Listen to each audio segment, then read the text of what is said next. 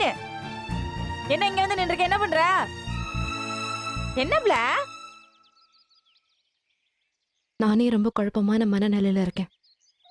என்ன கொஞ்ச நேரம் தனியா விடு மைனா.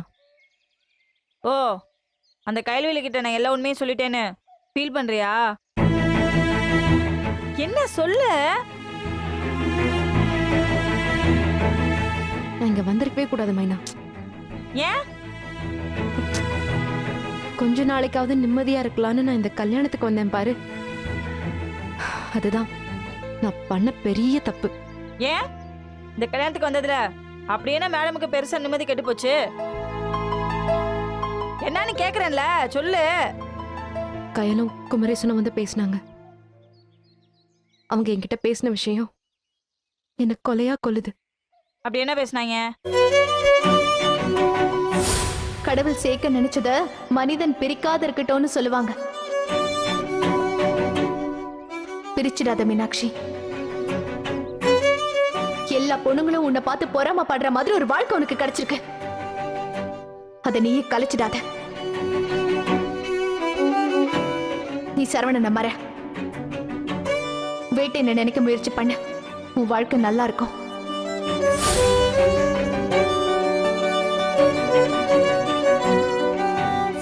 என்ன கேட்டா வேட்டையனோட வைஃப் ரொம்ப தப்பு பண்றாங்கன்னு தாங்க சொல்லுவேன். சத்தியமா சொல்றேன், இவரோட அவங்க லவ் பண்ற பையன் அவங்களுக்கு தகுதியானவனாவோ நல்லவனாவோ இருக்க வாய்ப்பே இல்லைங்க. இன்ஃபேக்ட் வேட்டையனோட அருமை அவங்களுக்கு தெரியல, அப்படிதான் சொல்லணும்.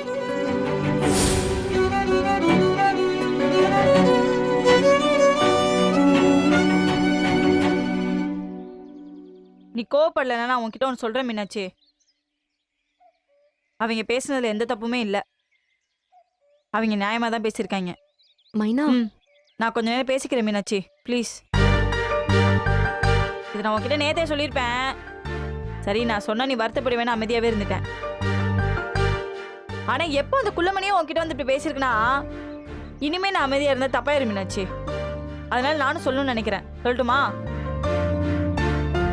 நம்ம ஆளுங்க அடுத்தவங்களுக்கு அட்வைஸ் பண்றதுனா அல்வா திங்கிற மாதிரி கேள்விப்பட்டிருக்கியா? அது நேத்து தான் நான் பார்த்தேன். நேத்து ராத்திரி பஸ் ஸ்டாண்ட்ல நின்று அந்த குள்ளமணிக்கு அட்வைஸ் பண்ணீங்க. அடேங்க அப்பா, முத்துகள் கோர்த்த மாதிரி என்ன ஒரு அருமையான வார்த்தைகள். அப்படியே தெளிந்த நீரோட மாதிரி ஃப்ளோல சூப்பரா பேசின மீனாட்சி. நீ பேசுற வார்த்தையில இருந்து சின்ன சின்ன விஷயத்தை அண்டர்லைன் பண்ணி காமிக்கணும்னு ஆசையா இருக்கு மீனாட்சி. சொல்லட்டுமா? எப்படி எப்படி ஓடி போறதுக்கு முன்னாடி உன் பெத்தவங்களை பத்தி ஒரு நிமிஷமாவது யோசிச்சு பார்த்தேன்னு ஒரு கேள்வி கேட்ட பாரு. அந்த பிள்ளைக்கு எப்படி நாக்க பிடிச்சிட்டு சாவலாம் போல இருந்துச்சு. ஆனா அவ செஞ்ச அதே தப்பா தானே போன மாசம் மேடம் செஞ்சீங்க. மறந்துட்டியா செல்லக்குட்டி?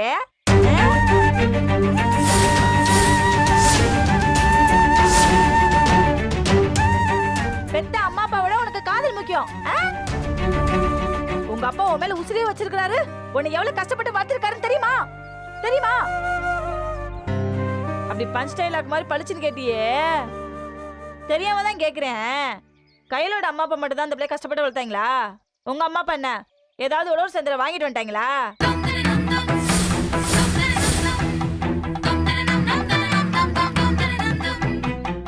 நீ ஓடி போயிருந்தா மட்டும் உங்க அப்பா உசுரோட வாழ்ந்துருப்பான்னு நினைச்சிட்டு இருக்கியா? சொல்லுப்ல. அப்புறம் என்ன சொன்ன? அப்பா அம்மா சொல்ற மாப்பிள்ள குமரேசனை மட்டும் கல்யாணம் பண்ணிக்கோ, உன் வாழ்க்கை ஓன்னு இருக்குன்னு சொன்ன. வா வா வரே வா வா. ஆமா, இத சொல்லும் போது உனக்கு கொஞ்சம் கூட உறுத்தவே இல்லையா குட்டிமா?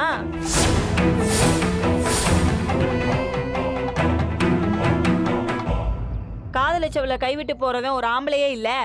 விட்டு போனவனை பத்தி நினைக்கிறது முட்டாள்தனம்னு சொன்ன. நீ அறிவாளியா முட்டாளா?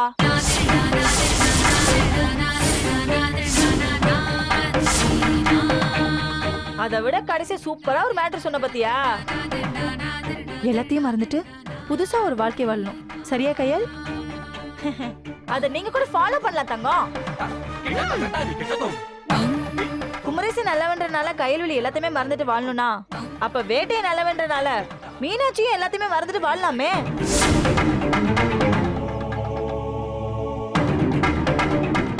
குமரேசனை விட நம்ம வேட்டையை எவ்வளவு நல்லவே மீனாட்சி. இங்க வாரேன், நீ பேசுனது எல்லாமே கரெக்ட் தான்.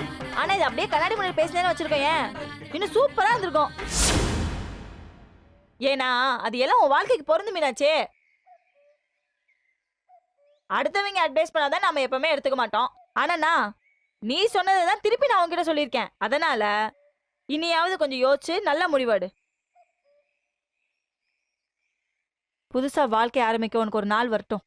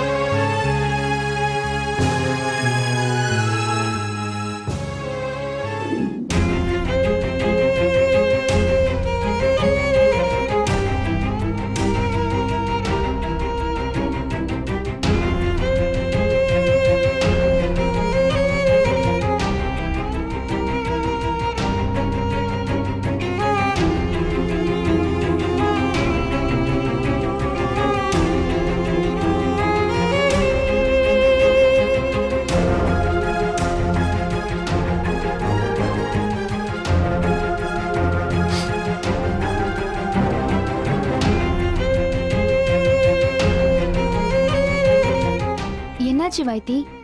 ஏன் இங்க வந்து உட்காந்து கண் கலங்கிட்டு இருக்கீங்க? என்னாச்சு வைத்தி, சொல்லுங்க. ஒன்றும் இல்லை, மனசு சரியில்லை, அதான். இல்ல, நீங்க எதையோ என்கிட்ட இருந்து மறைக்கிறீங்க. தயவு செஞ்சு என்னாச்சுன்னு சொல்லுங்க வைத்தி. எதுக்காக கிணத்துல பூவெல்லாம் போட்டிருக்கீங்க? உங்க அப்பா எதுவும் சொல்லலையா? இல்லையே. என்ன விஷயம்? இன்னைக்கு ஐஸ்வர்யாவோட பிறந்த நாள். காலையிலேருந்து அவன் நினைப்பாவே இருந்தது.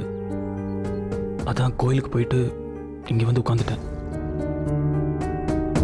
போன வருஷம் இந்த நாள் முழுக்க அவ கூட தான் இருந்தேன். அடுத்த வருஷம் பிறந்த நாளைக்கு நீயும் நானும் புருஷன் பொண்டாட்டியா இருப்போம்னு 2 பேரும் சந்தோஷமா பேசிட்டு இருந்தோம். ஆனா அவ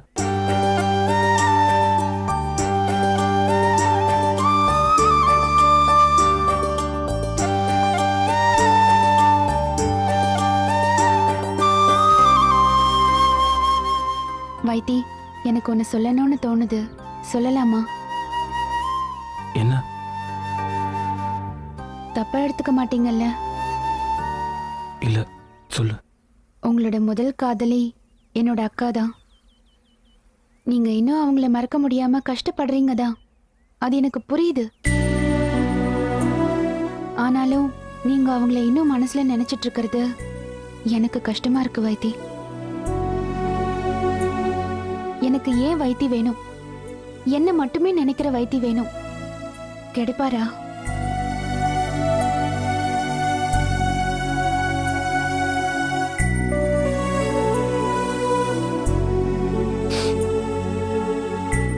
கிடைப்பான்.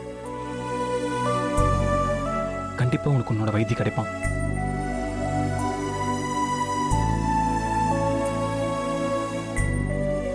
ஏன் வைத்தி, நான் என் அக்கா மாதிரியே இருக்கேன்னு தானே என்ன காதலிச்சிங்க. ஒருவேளை நான் அவங்கள மாதிரி இல்லைன்னா என்ன காதலிச்சிருக்க மாட்டீங்கல்ல? ஏய், இப்போ ஏன் இப்படிலாம் பேசிட்டு இருக்க? மனசை போட்டு குழப்பிக்காத. இப்போ சொல்றேன், இனி என் மனசில் நீ மட்டும்தான் இருப்ப. எப்பவும் நான் உன்னை பத்தி மட்டும்தான் நினைச்சிட்டு இருப்பேன். போதுமா?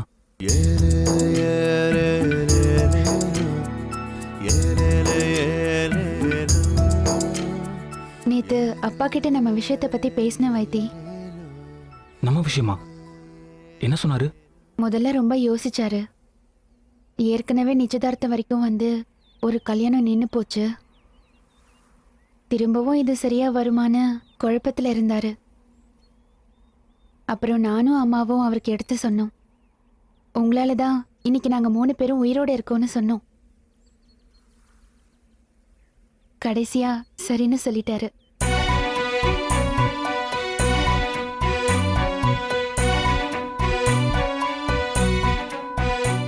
ஏய், நிஜமாவா? ஆமா வைத்தி, அப்பா நம்ம கல்யாணத்துக்கு சம்மதம் சொல்லிட்டாரு. இவ்வளவு பெரிய விஷயத்த இவ்வளவு நேரம் கழிச்சு இவ்வளவு சாதாரணமா சொல்லிட்டு இருக்க. வந்தவன சொல்லிருக்கலாம்ல. பார்த்த உடனே சொல்லணும் தான் வந்தேன். ஆனா நீங்க கண் கலங்கினதை பார்த்ததும் அமைதியாயிட்டேன். கூடிய சீக்கிரமே ஒரு நல்ல நாளை பார்த்து உங்க அப்பா கிட்ட வந்து பேசுறேன்னு சொன்னாரு வைத்தி.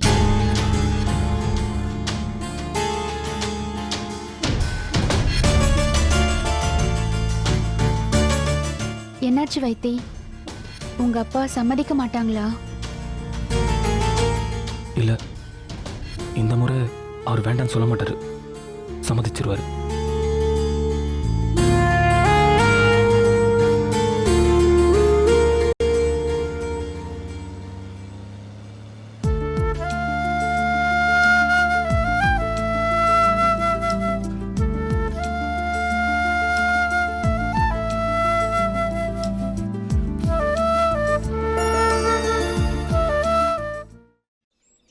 அண்ணே, நாளைக்கு இல்லைன்னா நாளை மறுநாள் நாட்டரசங்கோட்டை கண்ணத்தா கோயிலுக்கு போயிட்டு வந்துடுவோம்ண்ணே. என்ன விஷயம் தமிழ்? அங்கே போய் ஒரு பரிகாரம் பண்ண சொல்லி நம்ம கோயில் பூசாரி சொன்னார். என்னத்துக்குங்கய்யா? கல்யாணமாகி வீட்லேயும் அடுத்தடுத்து பிரச்சனை. அதான் கண்ணத்தா கோயிலுக்கு போயிட்டு வாங்கன்னு பூசாரி சொன்னார். தாராளமாக போயிட்டு வரலாம் தமிழ். எப்போன்னு மட்டும் சொல்லுங்க, நாங்கள் தயாராக இருக்கோம். நல்லதுண்ணே. அப்போ நான் வீட்டுக்கு போய் சௌந்தர்யாவும் வராளா இல்லையான்னு கலந்து பேசிட்டு எப்போ போகலாம்னு உங்களுக்கு ஃபோன் அடிக்கிறேன். சரி தமிழ். அப்போ நான் வரேண்ணே. வரேன் முத்து. வாங்கய்யா.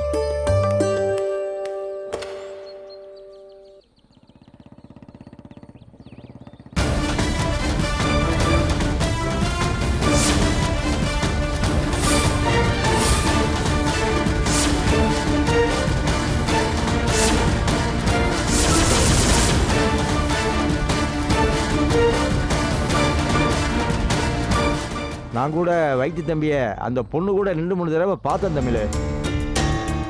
சரி, அந்த பொண்ணு ஐஸ்வர்யா மாதிரி இருக்கான்னால தம்பி பேசுகிறாரோன்னு நினச்சேன். அதான் உங்ககிட்ட சொல்லலை தமிழ். இவனுக்காக நான் கோயில் குளம் போகணும்னு பேசிக்கிட்டு இருக்கேன்.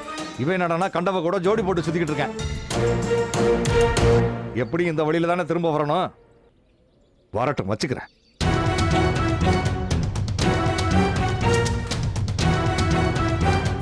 என் அக்காவை கொன்ன கொலகாரன் தானே நீ? நீ எல்லாம் ஒரு பெரிய மனுஷன்.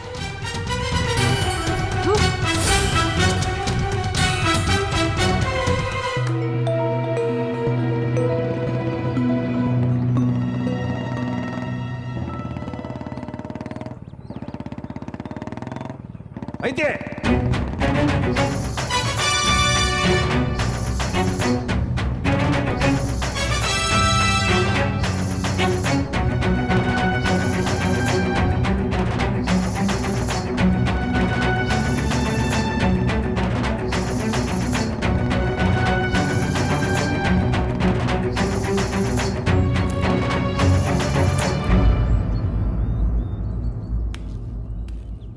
அப்பா, இந்த நேரத்தில் மைனர் எங்கே போயிட்டு வர்றீங்க? அப்பா, எங்க போயிட்டு வரேன்னு கேட்டேன். அது வந்து பக்கத்துல தான்ப்பா. பக்கத்துல தானா? யாரு கூட போயிட்டு வரேன்? ஃப்ரெண்டோடப்பா. நம்ம குடும்பத்தோட பகை உள்ளவங்களோட உனக்கு என்னப்பா ஃப்ரெண்ட்ஷிப்பு? அன்பரசு மக கூட எதுக்குடா சுத்திக்கிட்டு இருக்க? அது வந்துப்பா, துளசியும் நானும். இந்த பறவைத்தி நடந்ததெல்லாம் உனக்கு தெரியும். அன்பரசு குடும்பத்தோட நம்ம உறவு வச்சுக்கலாம்னு நினைச்சோம். ஆனா அது சரிப்பட்டு வரல. ஒரு தடவை சரியா வராதது எப்பவுமே சரியா வராது. அதுவும் இல்லாம ஐஸ்வர்யா படிச்சவ, பண்புள்ளவ. அதனால தான் அப்பா அவளை நீ கல்யாணம் பண்ணிக்க சம்மதிச்ச. ஆனா இப்ப வந்திருக்காளே ஒருத்தி, அவ முகரையை நினைச்சாலே எனக்கு ஆத்திரமா வருது. காட்டுச்சிருக்கு. அவ என்னையே நீ வா போன்னு மரியாதை இல்லாம பேசினா தெரியுமா உனக்கு? ஆரம்பத்திலேயே சொல்றேன் தம்பி, அவளை விட்டு நீ விலகியே இரு. தராதரம் தெரியாதவ கூட எந்த சகவாசமும் வேண்டாம், வேற எந்த இளவும் வேண்டாம். அப்புறம் நாளைக்கு வந்து அவ ஐஸ்வர்யா மாதிரியே இருக்காப்பா, அவளை பார்த்த உடனே அவ அழகுல மயங்கிட்டேப்பான்னு சொல்லி எந்த கதையும் சொல்லக்கூடாது. ஆரம்பத்திலேயே நான் சொல்றேன், இது நம்ம குடும்பத்துக்கு சரிப்பட்டு வராது, விட்டுரு. அப்புறம் எல்லாருமா சேர்ந்து எங்க அப்பா அதுக்கு சம்மதிக்கல இதுக்கு சம்மதிக்கலன்னு சொல்லி என் தலையை உருட்டாதீங்க. கூடிய சீக்கிரமே அப்பா உனக்கு ஒரு நல்ல பொண்ணா பார்த்து, படிச்சவளா நல்ல பண்புள்ளவளா பார்த்து கல்யாணம் பண்ணி வைக்கிறேன். களத்து மேட்டில் தெரிஞ்சவங்க கூட எல்லாம் சுத்திக்கிட்டு தெரியாத, அதை இன்னையோட விட்டுரு. கிளிப்பிள்ளைக்கு சொல்ற மாதிரி சொல்லிக்கிட்டு இருக்கேன். நல்ல மாட்டுக்கு ஒரு சுவடு. உனக்கு புரியும்னு நினைக்கிறேன்.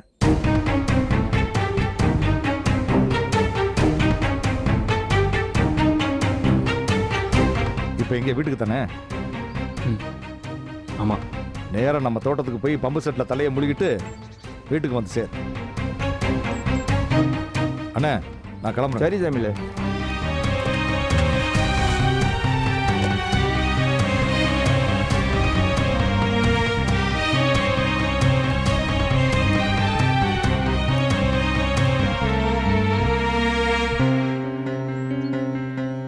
அந்த பொண்ணு அப்பாவை ரொம்ப மரியாதை இல்லாமல் பேசிருச்சு தம்பி. நியாயமாக பார்த்தா நீங்கள் இந்த பொண்ணு முகத்தை கூட பார்க்கக்கூடாது தம்பி. அப்பா சொல்ற மாதிரி இது வேண்டாம் தம்பி. நம்ம குடும்பத்துக்கு இது சரிப்பட்டு வராது தம்பி. அந்த பொண்ணு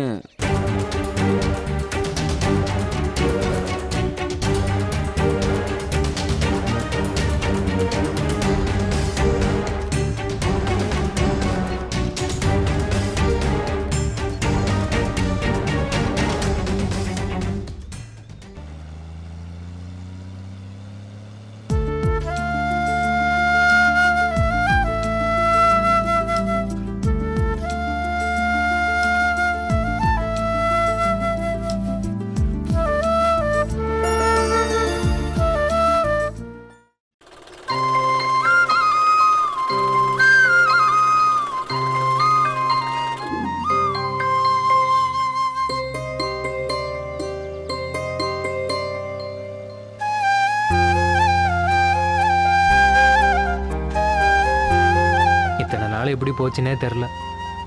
எனக்கு இங்கேருந்து போக மனசே இல்லைண்ணே. ஆமா வேட்டையா, பேசாம இங்கேயே செட்டில் ஆயிடலாம் போல இருக்கு. அம்மா இப்போ என்னென்ன பிளானு? ஜீப்பை கொண்டு போய் பஸ் ஸ்டாண்டில் விட்டுட்டு ஊருக்கு பஸ் ஏறிட வேண்டியதான். ம், நான் சொன்னதை மறந்துடாத மீனாட்சி.